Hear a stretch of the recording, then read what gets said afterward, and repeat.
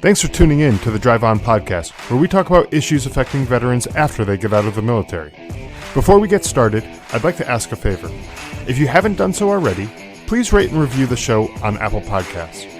If you've already done that, thank you. These ratings help the show get discovered so it can reach a wider audience. And while you're there, click the subscribe button so that you get notified of new episodes as soon as they come out. If you don't use Apple Podcasts, you can visit driveonpodcast.com/subscribe to find other ways of subscribing, including our email list. I'm your host, Scott DeLuzio, and now, let's get on with the show. Hey everyone, today my guest is Jason Moselle, a former Marine.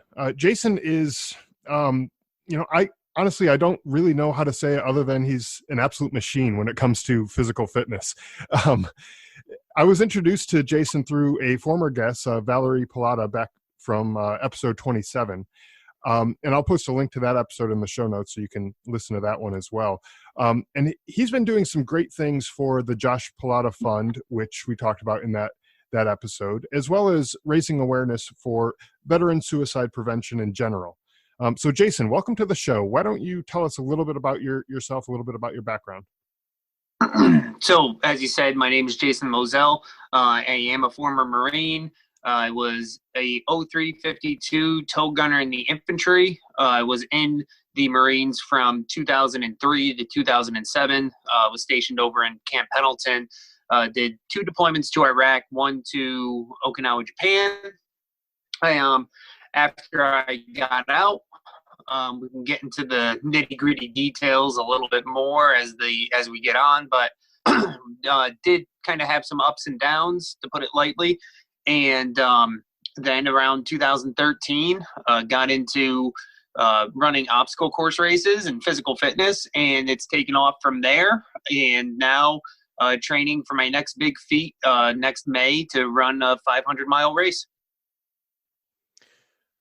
Awesome. Yeah. So I think we definitely want to get into some of the, the physical fitness things that you've been involved in. So before we get into that, though, let's maybe take it back a little bit. So to your deployments to Iraq. So you said you had two deployments to Iraq. What were some of the struggles, some of the hardships, if you will, that you went through while you were deployed, and then later on after you got back from the deployments? What were some of those things that you kind of went through? You know, it's funny when I look back at the actual deployments. Everybody's story is going to be different, and everybody, the reaction to what happened or happens is going to be different. But honestly, for me, when I look back at the deployment itself, it got to the point, when we were over in Iraq, that there wasn't really anything while you're there that's tough per se. There are times that, you see one of your buddies from your platoon get killed, or, you have to do things that are really tough. But the thing that happens is that you're there for so long that it just becomes a way of life almost. And so you're waking up with the mindset of, well, probably going to die today. And that's kind of that. So while you're there, there's the things that are like, okay, today was tough, but we got through it. And tomorrow you wake up, all right, I survived another day, and you move on. When you come back is kind of when all of a sudden that car just stops. And now you start to take in everything you just did. And that was where the real struggle began for myself, was looking back on everything. And all of a sudden you're going 1,000,000 miles, per hour. And then you just hit a wall and you're not moving anymore. You're not on edge anymore, but you're still on edge. There was no, you're not at war anymore. So, this is kind of, there was just no turning it off. Mm-hmm. You're there for so long. You're at such kind of like high awareness, high intensity, high adrenaline, and then you're back. Like, all right, you're back, you're good. Shut off the warrior and go be a civilian again. Well, not how it goes. Right, exactly. And that it becomes it's a survival mechanism basically. I mean, there's so much bad stuff going on around you that you sort of have to change who you are and start acting in such a way that you are hyper vigilant and always head on a swivel, always looking around and everything like that. You have to keep that going in just for survival. And then coming back, it's not like a light switch. You can't just flip it on and off, and you still continue with that after you get back home.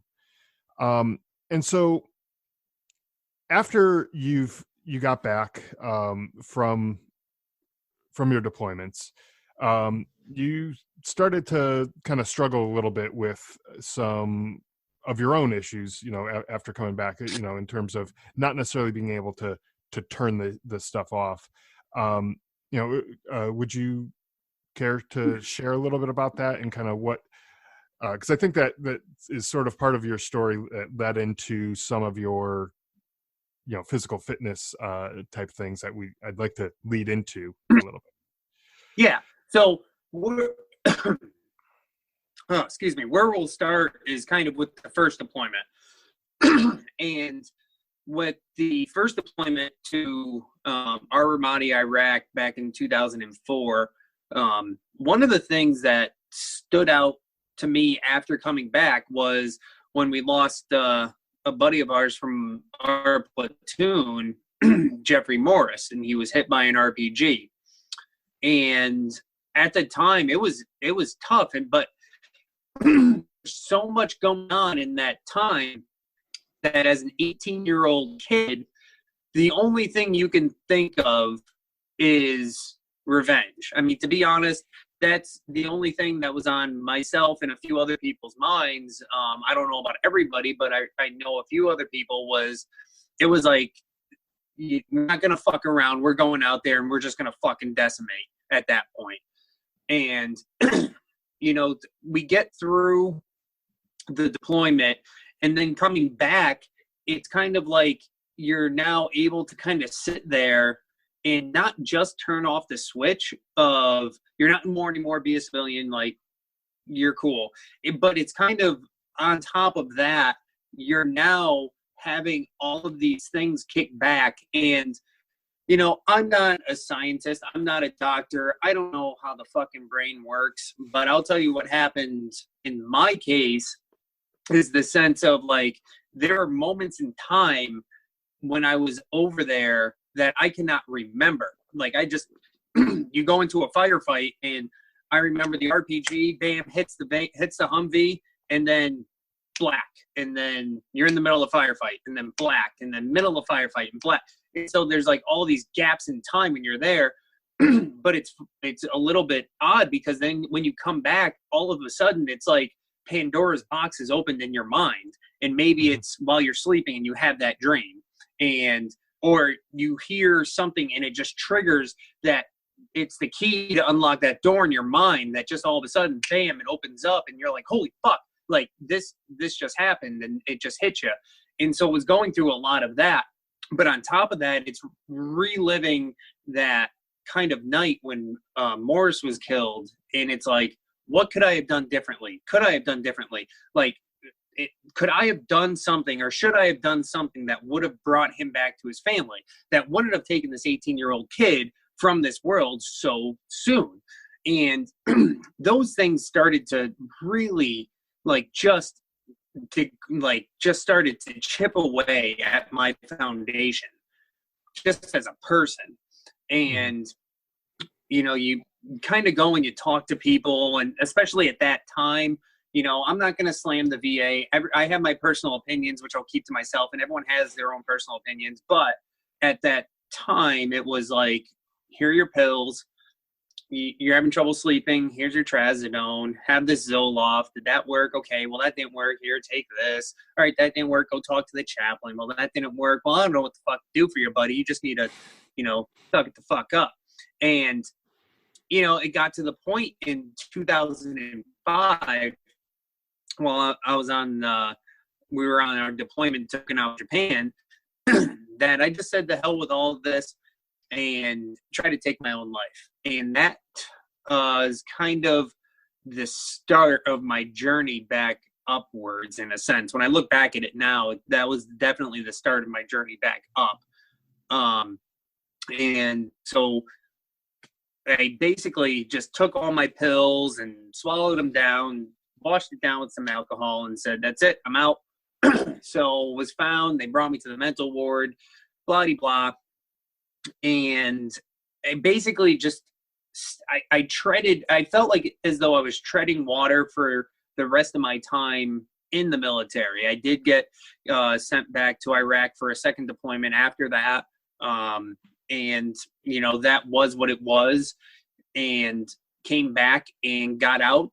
And myself and my wife, we moved from Camp Pendleton up to Vermont because we didn't have family there. We didn't know anybody there. And the one thing about Vermont is there's not a fucking thing here. And so it was perfect for someone like me because it just got me away from everything. Right. But I found as though I was still struggling. And I decided I'm not going to take any pills because pills just made me feel like a zombie, not me, everything like that. So instead, I just gave up one addiction, if you want to call it that way, only it was a prescribed addiction, for another one, which was alcohol. And would just drink myself stupid. And that was really kind of, how it was up until 2013. So that's probably a good time to bring in this transition now, where you got into these kind of physical fitness challenges, and you try to push yourself to different extremes, if you will. And I know, just to talk about a couple of these challenges, I know earlier this year you attempted to break the world record for burpees back. I believe it was back in March, if I'm not mistaken. And now at that time you were trying to do 5,000 burpees over the course of 12 hours. Yes. Is that correct? And for anyone who doesn't know what a burpee is, because it is an exercise that it's sort of hard to explain in words, but it's essentially where you start off standing up, you drop down on all fours to almost like a push-up position, basically do a push-up, and then kick yourself back up and do a jump, and that's essentially one repetition. Is that essentially accurate for that? Yeah, I mean, that's the most accurate you can get through talking to it. I mean, the listeners, if you want to know what it is, Google it. Chest to ground burpee. Put it in Google. Look at the video. You'll see what it is. It sucks. It's a terrible, terrible movement that hurts after you do so many, and then you really want to do a challenge. Just try to do it quick.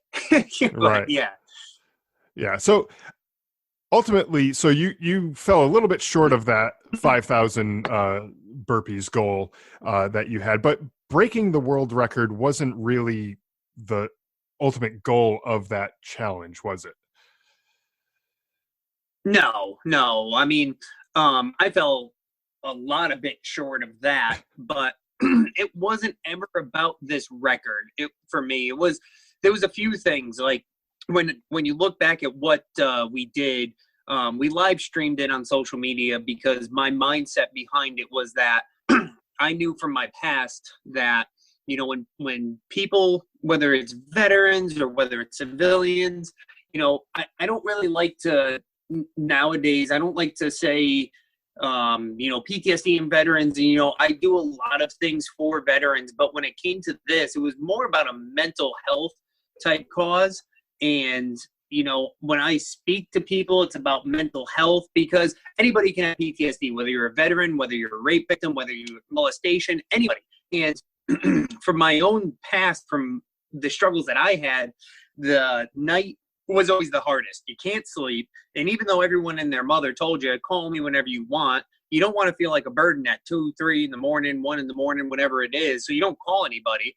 Mm-hmm. And so what I decided to do, I was like, we're going to live stream this, because if someone's out there and they're struggling, they don't want to call somebody, I want to give them easy access to see that somebody out there is just getting the fuck after it. And that, if they're like, all right, this guy's for it, I'm going to go for it. And so the other thing to that was that, because I knew that the hardest time was at night, I decided, all right, we're going to do this record attempt at night. We're going to go from 6 o'clock at night till 6 o'clock in the morning. I'm going to do this without any sleep, or anything like that, because on top of this record, it was more about a struggle. And I kind of wanted to try to tie together the mental struggle with physical struggle. And hopefully I kind of did portray that a little bit in what I did. I think, at the end of the day, and of course, people jumping on and off definitely skewed the number, but it doesn't matter. I mean, at the end of the live stream, we had around 60,000 views of people throughout the world. So regardless of the number that I ended with, which was 3,194, so well shy of that 5,000 number, I know that from just people that have reached out to me afterwards, that I reached my goal of changing one person's life, because that's what it was all about. Like, we raised money for the Josh Pilata Fund, which was awesome and amazing. But, I know I've changed at least one person's life. And the fact that I may have saved someone's life was completely and utterly worth all the pain and discomfort that I went through that night.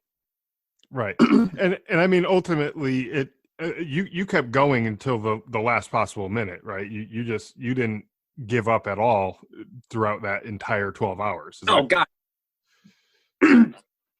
No, because I feel like a freaking hypocrite if my whole thing is telling people, don't quit, don't quit, don't quit, don't quit.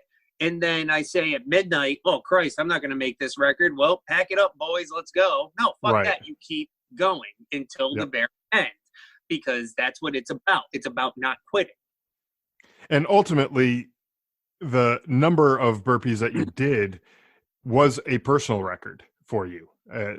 Anyways, is that correct? Oh, yeah. Yeah. Yeah. So you didn't, in my mind anyways, if I was looking at this, there's no failure in this. Like, this was all good stuff. You smashed. I mean, I don't think I've done that many burpees my entire life, never mind in 12 hours. So you're definitely not going to find any complaints out of me, in terms of, gee, why didn't you do more,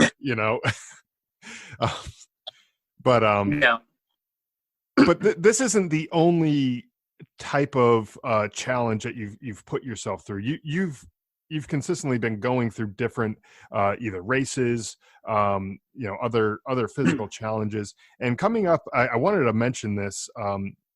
Coming up in a few months in May, you have another challenge that you're going to be putting yourself through, which I can't even wrap my head around some of this stuff. But it's also to support the Josh Pilata Fund with this 888 kilometer race that you're going to be doing over the course of 10 days. Which, if you do the math, it's about 550 miles. So that's about 55 miles a day that you're looking to do? Yeah, about 2 marathons. Yeah. So exactly. That's the equivalent of about 2 marathons. Not just the equivalent of 2 marathons. That's 2 marathons every day for 10 days, back to back to back to back, all the way through at the end of May. And that is quite impressive. Tell me a little bit about that challenge and kind of what prompted you to want to get into that and everything. So, like, before we get into that, let me just start back to 2013. so that we can see kind of the progression to Sure. where that came from. Because one misconception when it comes to this is there's kind of two big ones I hear. One is that you're built for this. I'm not. I could never do that. And two is that you're a born athlete. I hear that crap all the time. So in 2013, a friend of mine had come to me and said, hey, there's this thing called Tough Mudder, which is a 10-mile obstacle course race. Why don't you come and do it with me? And I'm like, oh, yeah, absolutely can do it. Like, looks cool. I was a Marine, so I can definitely run 10 miles. And, you know, yeah, we're going to, like, have fun doing it. So did it, and it completely kicked the shit out of me because, like, even though it was only, what, at that time, 3, 6, 5, about, what, 6 years after I had gotten out of the Marines, like, I was completely out of shape. Like, Right. while I was in the Marines, running a 3-mile, 18-minute for the PFT was nothing. And then 6 years afterwards, though, I looked like a chewed piece of bubble gum that couldn't even fucking go like a quarter of a mile or half a mile without just dying. So, you know, even though it did beat the crap out of me, there was it was like this community of people that was amazing. And it was this sense of something that you cross that finish line and it's like, wow, I just did that. If I'm capable of that, what else am I capable of? And as I started to go through like training, exercise, like on a daily basis, and like pushing that limit, I started to realize one thing, and I think it really came to fruition around 2015 when one day I looked in the mirror and said, you know, you've been doing all this drinking because you're trying to sweep something under the rug, and you're not sweeping anything under the rug because this is who you are. Like what has happened to you in the past is now you. And so a lot of the times when I talk, I always talk about my demon, and that's what it is. It now have like what I call a demon in my head. And every morning I wake up, that motherfucker has to pay rent for being in my head, because nobody should allow anything or anybody to live rent-free in their mind. So what I started to do was, for this demon to pay rent, I had to put him through a little pain. And what that pain was my training. So what started with a Tough Mudder, then moved to a World's Toughest Mudder, which is a 24-hour Tough Mudder course. You just run it for 24 hours, however many loops you can get. Then that started to go to endurance events, like the Death Race in Pittsfield, Vermont, where hurricane heats with Spartan, which that turned into running ultra events, where, you know, running the Spartan Ultras to 50 milers to 100 milers, and always pushing that limit. And when it came to the burpees, you know, you discussed in the beginning here about, you know, raising awareness for PTSD. Well, I was having a conversation with my wife, and I was talking kind of about, and this may rattle a few cages of people that are listening, but this is just the way I think. You know, raising awareness is all well and good, but for somebody that's going on Facebook and putting hashtag 22 push-ups a day, what in the fuck are you doing? Like, what are you doing? You're talking about something that everybody knows about. And it was kind of one of those nights where my wife was like, well, what are you going to do? And I was like, what am I going to do? What am I good at?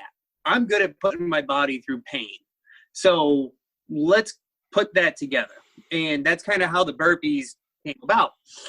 um, was, it's not just about doing 22 push-ups a day for 22 veterans that take their lives.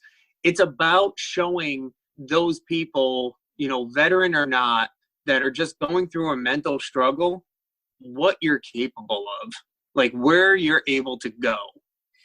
And by having the live stream, you can see it. By raising the money for Val for the Josh Pilata Fund, that's helping start a actual place that veterans can go.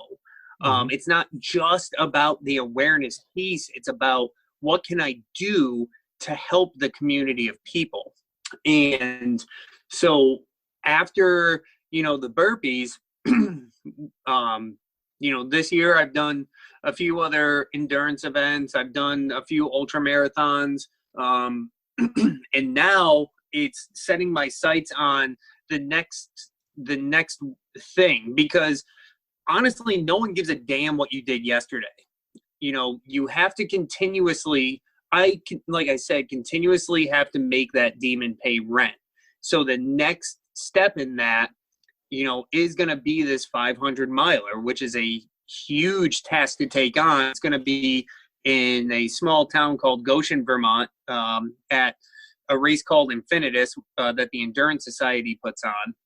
And it's the same kind of concept where we're raising money for the Josh Pilata Fund. I'm been working on getting a community of people to actually run their own 888K, but they don't have to do it in 10 days. They can do it at, their leisure. And, also give them a goal of trying to raise $888 for the Josh Pilata Fund. So if we get 100 people, then we're able to raise $88,888. And so leading up to that, it's just training. In February, I'll be doing a kind of like a test run race, if you want to call it that. It's a 200-mile race in El Paso, Texas, in February. And then after that, it's on to the 500 or the 888.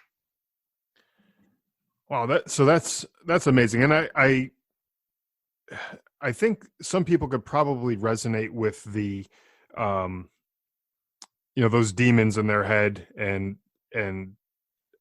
a lot of people don't necessarily think about making them pay rent, the way you put it. And I like that.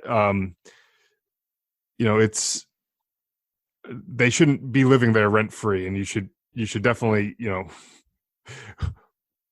do something about that. I don't know necessarily if the physical challenges is the right thing for everyone. Again, like you said earlier, I'm also not a psychologist. I'm not, I don't know the science behind all of this, the things that happen in our heads, but there's something to be said for achieving some of these goals, crossing that finish line after that Tough Mudder. Even though it was only 10 miles and you thought, oh, that's nothing, I can do that, but then it kicked your ass, and then eventually you did cross the finish line.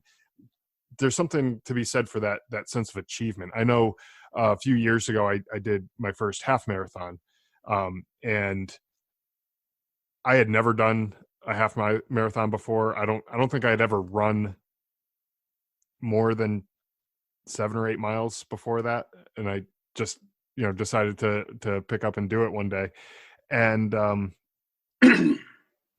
my legs were burning, my feet were on fire, everything hurt at the end of that, because my body just wasn't ready for that. But when I took that last step and I crossed over the that whatever 13.1 miles or whatever it is, I had this sense of accomplishment that I did something. It was I'm capable of doing this thing that previously was not possible to me. In my head, it just wasn't something that I was able to do, and it kind of opened up a world of possibilities. There's things I can do. There's other things that I haven't done yet that I can do now, and I think that with someone who maybe is maybe struggling with some of these demons, that might not feel like there's things that they can do, might help them realize there's they have greater potential. There's more in them, you know, than what they have previously accomplished. Yeah, like I always I tell people too, I say, don't get too wrapped up in my story and say, like, well, I'm not good at physical fitness. Neither are a lot of people, and that's Yeah. okay. Like, my whole thing when it comes to this is that for me, for my sanity, I have to do what I have to do. I wake up at 3 a.m. every day, regardless of what it's doing outside in the snow and the rain and the heat and the cold and whatever, and I'm out there and I'm getting after it. And some people are like, fuck all of that. Like, no. And that's fine. But what I tell people is that whatever it is that is going to kind of do the same thing of what these physical activities did for me, then you have to do it. And you have to put every ounce of energy into it. So it could be the physical activity. It could be starting your own business. It can be getting that college degree. It could be leaving your job and, you know, getting that better job that's going to make you happy, that promotion. Or hell, you could be into, like I've said this before, you could be into knitting. I don't care. You just better knit the fuck out of that blanket and like just go all in. Everything you got goes into that. And that's what it's all about. It's not about like pushing your body to a limit physically. It's about taking everything you have, that passion, and putting it all into whatever it is that's going to make you happy when you cross whatever finish line it may be, whether it's getting that degree, starting that business, knitting that blanket, it doesn't matter. Whatever your finish line is, put every fucking thing you have into it. Right. And I've talked to a few other people on this show, between artwork, painting and photography, music, yoga, outdoor, you know, rock climbing and things like that. A similar message came out of those interviews where people were pouring themselves into, you know, whatever it was that they were doing. They focused all of their energy, all of their attention on that activity. So a lot of good stuff here, and I could probably talk to you for hours on this, but I don't want to keep you too long. We're kind of coming up on time here, but I do have one last question that I do like to ask people on this show, and the question, there's no wrong answer to this question. You can answer it with as serious as you want or with a joke. It doesn't matter. Is there anything that you wish somebody would have told you before you joined the military? Any piece of advice or anything like that you wish you would have had before you joined the military that you could have carried through your career and even beyond? Nope.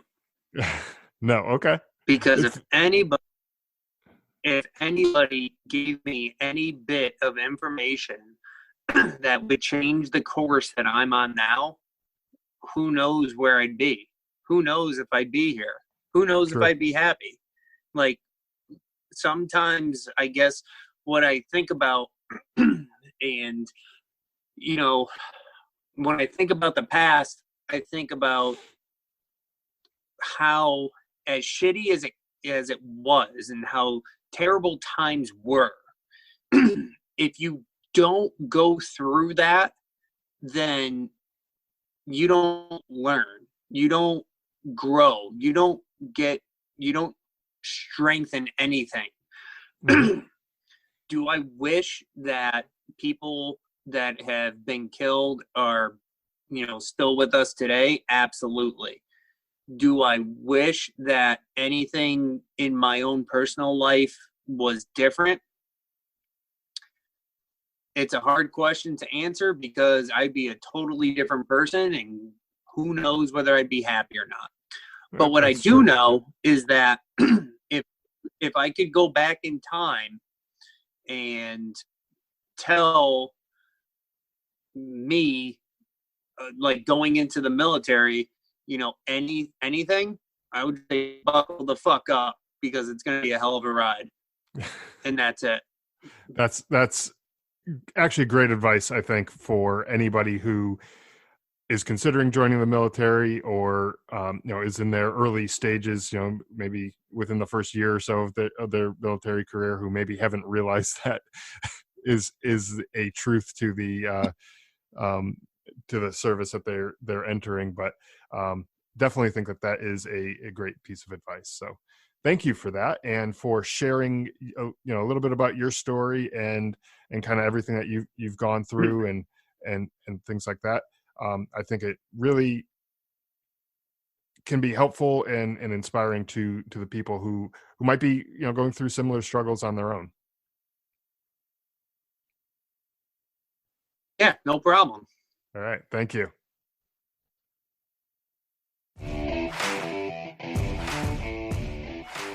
Thanks for listening to the Drive On Podcast. If you want to check out more episodes or learn more about the show, you can visit our website, driveonpodcast.com, or on Facebook, Twitter, and Instagram at Drive On Podcast.